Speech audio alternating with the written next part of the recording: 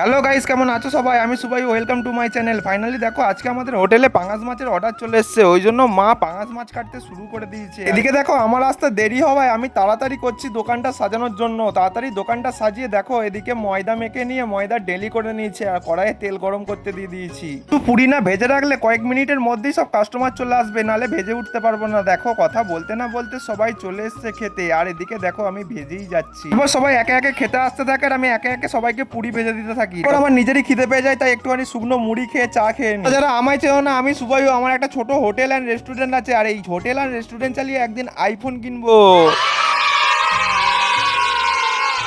তাই এই চ্যানেলে যারা নতুন হয়ে আছো, ফেসবুক থেকে দেখলে ফলো করে দিও, ইউটিউব থেকে দেখলে সাবস্ক্রাইব করে দিও। ফাইনালি তারপর দুপুরবেলা বাড়ি চলে গেছিলাম, আর বাড়ি থেকে এসে একটুখানি চা খেতেই তারপর শুয়ে পড়েছিলাম আইফোনের স্বপ্নে। ঘুম থেকে উঠে দেখি এখনো আইফোন আমার হাতে আসেনি।